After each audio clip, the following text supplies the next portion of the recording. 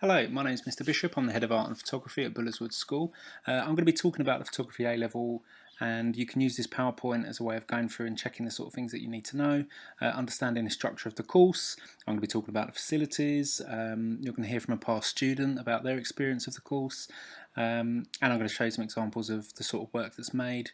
And hopefully this will make you feel comfortable about starting the course in September and prepare you a little bit for that experience. So, we follow the Edexcel Art and Design specification. You can see if you look down that the photography is in there, 9PYO is the course code. You can click on that link and it will take you to course materials.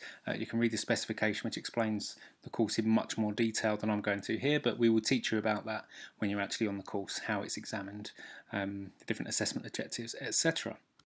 What I'm going to explain first of all is the structure of the course. So we start off with an induction period. This is the first half term where really we're teaching you all the basic materials, techniques and processes that you need to be a photographer. So there'll be workshops exploring camera settings, so we'll teach you how to use all the DSLRs, all the lighting equipment in our studios, the darkroom techniques, Photoshop, we start on the basics of that.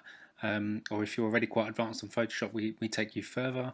In half term 2 we start a project on identity. We explore this through people and places, so we go on location shoots, we do more studio photography, we go and do candid photography, which is where you're just capturing people going about their natural days.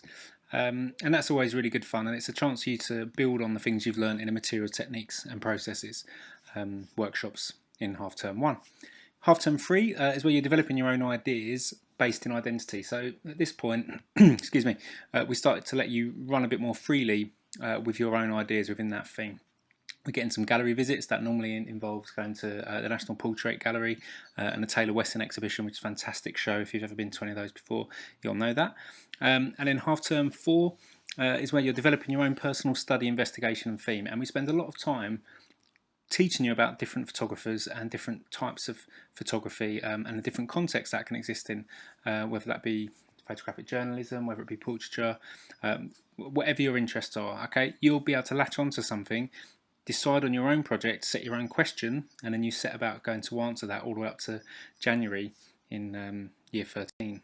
So year 13 is about finishing that off. So in year 12 you'd have started your personal study. You'd have even started an essay, so there is a 1,000 to 3,000 word essay that you need to write. That sounds quite intimidating, but it's not actually a very big number. In fact, if you write 3 sides of A4, you're just about getting over that word limit, and you've pretty much got a year to write that. So we will help you with that. We will teach you everything you need to know to get that up to scratch. In most cases, students tend to need to cut down the amount of words that they do for that. So please don't panic about that at all if you are. And if you're doing English literature, then you'll have absolutely no trouble with that whatsoever. All the support will be there in place to make sure that that is brilliant.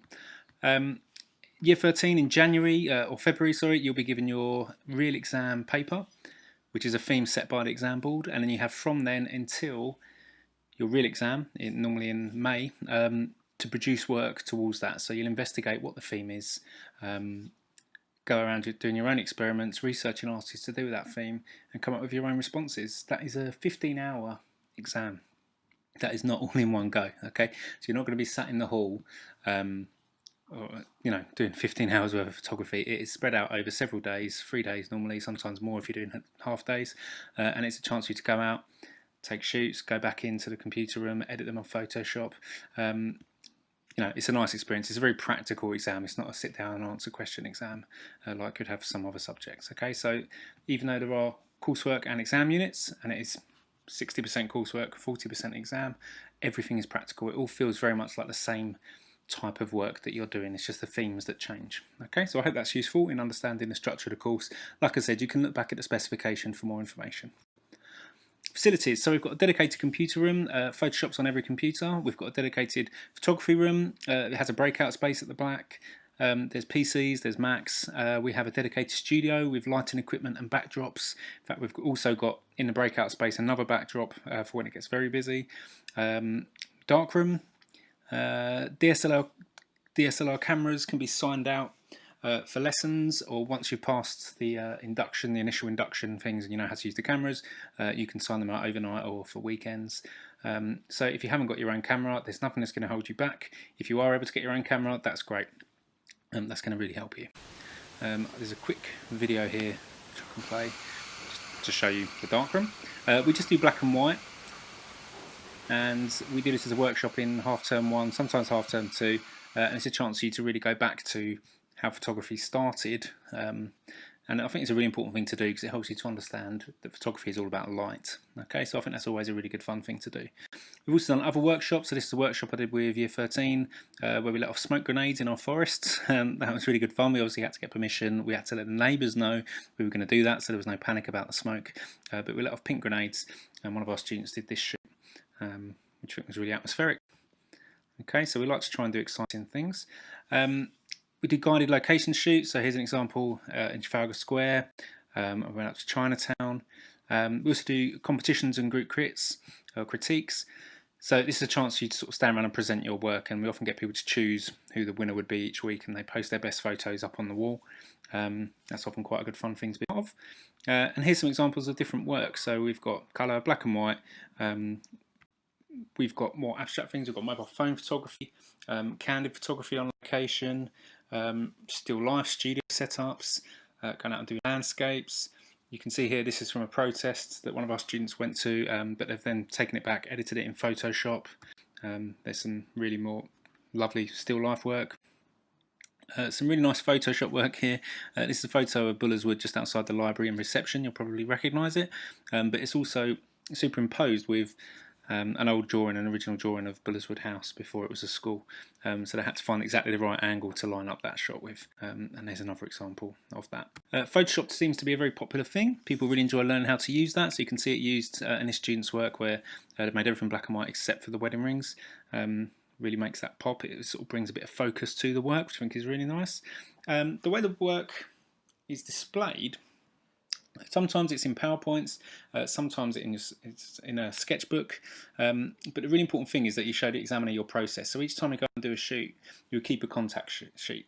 Okay, so this is a contact sheet. It shows every picture you took, even if there's some bad ones in there. This is a student who went out to battle reenactment. You can see that one or two of these are sort of highlighted in red, picked as their selection. Now you can see another example of a contact sheet here. So this is how you run your book. It's a bit like a diary. You keep every picture that you take, but it doesn't mean that you blow every picture up to its largest size. We don't have a preference on style. We like to introduce you to lots of different styles and techniques within photography, and it's up to you to sort of take that on board and run with it in a way you would like to, so that there is room for all different types of photography. Recommended reading. We teach this book on the course, so The Key Concepts of Photography by David Bate. It's a really, really great book. It's a good book actually for degree level entries, so, and probably beyond. So it does take a little bit of teaching, but if you want to get ahead, you can buy that book, you can start reading it, but we will go through that and we'll have certain sessions looking at the theory involved in that book. Another book that's really good on a practical level, read this if you want to take great photographs. There's a series of these, there's lots of different versions of this if you want to take great portraits, if you want to take great landscape photography. I can't remember the whole series, but this is a really good generic one. Read this if you want to take great photographs. I would highly recommend that as a way into exploring different things you can do with your camera. Okay, so they could give you a good head start. Frequently asked questions, do I need my own camera? No, you don't. If you can afford your own camera, then I would recommend getting one. I think that would be really useful for you. If you're going to buy a new one now, I would get a DSLR. You need one where you're able to independently control aperture, shutter speed, etc. You don't really just want to point and press. If it's beyond your budget, that's not a problem at all. We will lend you cameras throughout the course. Okay, so don't let that be something that's going to hold you back. Is there a written exam? No, there is a written essay element, and there is writing that happens in your sketchbook, which is very similar to, if you've done art GCSE, very similar to how that works in art, but you can type that or handwrite it, it's up to you. So that's work that goes alongside it, but there is the 1,000 to 3,000 word essay, which is on a topic of your choice. So that covers those two. How much writing is there? Can we shoot whatever we want? Within reason, yeah. Obviously there are themes that we go along with, but then it's up to you to interpret that and go out and do it in your own way. So we'll talk to you more about that on the course, but there are times where it really opens up and it becomes your project. Obviously in the first term, we're trying to teach you certain things, so it's a little bit more controlled at that point so that you learn the things you need to learn. But yeah, you'll get more freedom as you progress through the course. The reading list I've gone over, so that's fine. Finally, there's a YouTube clip here that you can watch. It's one of our students, current year 13, who's just left and is going on to university. Brilliant photographer who is giving lots of advice on this clip about what the course is like and things that can help you to get ahead. So I really encourage you to watch that and wish you the best of luck getting prepared for the course. I look forward to seeing you or meeting you in September, and do email me if you have any questions. So I was Mr. Bishop, Head of Art and Photography. Take care.